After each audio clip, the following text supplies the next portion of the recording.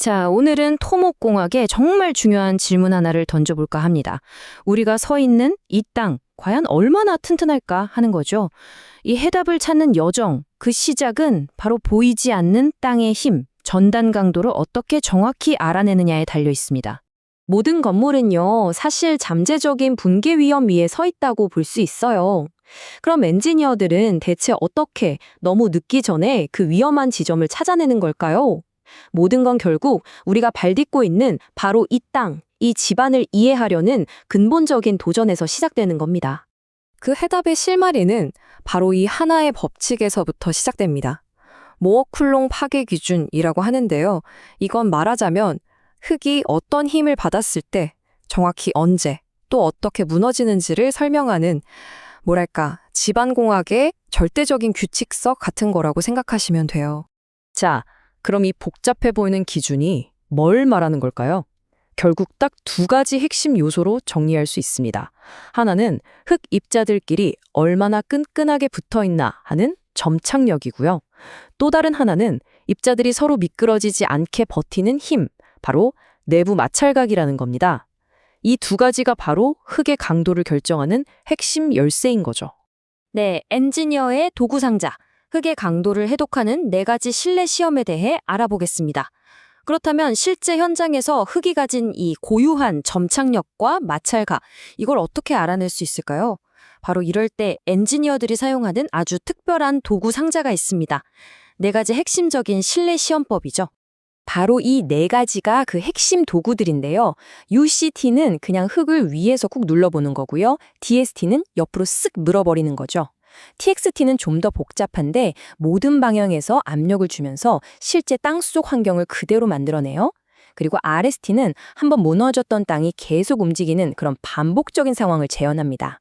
그러니까 결국 각 시험은 현장에서 흙이 겪을 수 있는 다양한 파괴 상황을 실험실 안에서 아주 정밀하게 흉내내보는 거라고 할 수 있겠네요. 의사결정 매트릭스, 현장에 가장 적합한 도구 선택하기. 자, 이렇게 선택지가 4가지나 있다면 대체 어떤 걸 골라야 할까요? 그 결정은 결국 속도, 비용, 그리고 정확성, 이 3가지 사이에서 어떤 균형을 맞출 거냐의 문제로 돌아옵니다. 자, 이 표를 보시면 각 시험의 장단점이 한눈에 들어오죠. 예를 들어 물이 빠져나가는 조건을 얼마나 잘 제어할 수 있는지, 또 실제 현장의 압력을 얼마나 현실적으로 만들어낼 수 있는지 같은 것들이요. 그리고 물론 가장 현실적인 문제죠. 시간과 비용이 얼마나 드는지까지. 이 모든 걸 종합적으로 고려해서 내 프로젝트에 가장 딱 맞는 도구를 선택해야 하는 겁니다. 여기서 이 둘을 비교해 보면 그 상충광대가 정말 명확하게 보입니다. 1축압축 시험, UCT는요, 빠르고 저렴해요. 그래서 일단 대략적인 답을 빨리 얻고 싶을 때 쓰죠. 하지만 정확도는 좀 떨어져요. 반면에 3축압축 시험, TXT는 시간도 오래 걸리고 비용도 비싸지만 그만큼 아주 정밀하고 상세한 분석 결과를 우리에게 줍니다. 그래서 핵심은 정말 명확합니다. 모든 현장에 통하는 만능 시험법은 없다는 거죠.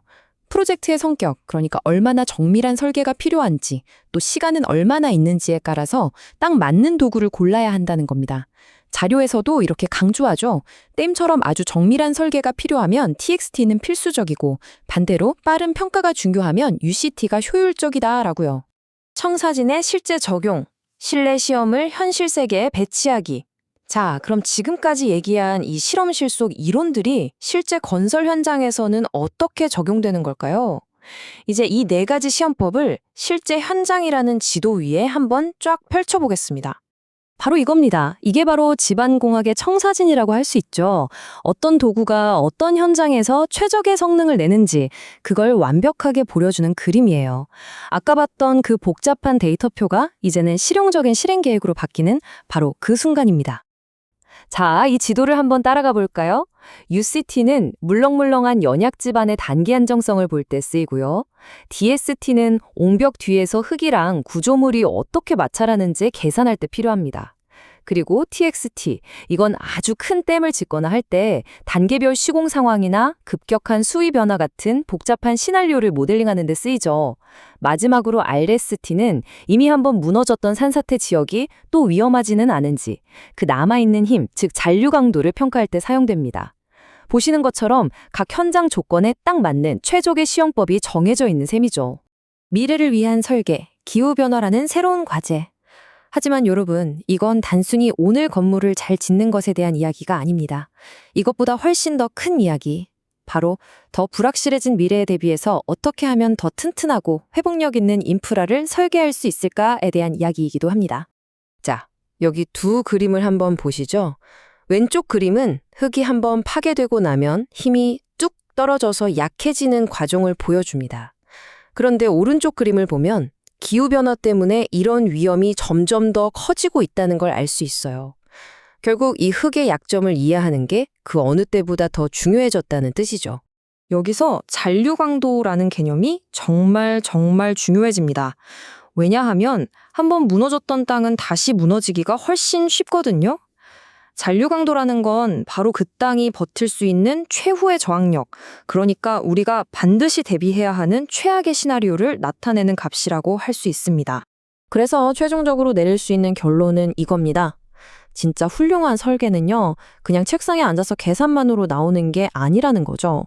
현장에서 똑똑하게 데이터를 모으는 것과 실험실에서 올바른 분석을 하는 것, 이 두 가지가 완벽하게 결합될 때 비로소 완성된다는 겁니다. 자, 이 모든 분석은 우리에게 마지막으로 이런 질문을 던집니다. 공학이라는 건 절대 멈춰있는 학문이 아니잖아요.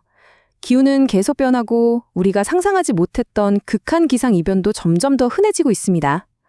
이런 변화하는 세상 속에서 우리의 안전을 지켜내기 위해서 우리는 발밑의 땅을 이해하는 이 청사진을 어떻게 그리고 얼마나 더 빨리 진화시켜야만 할까요?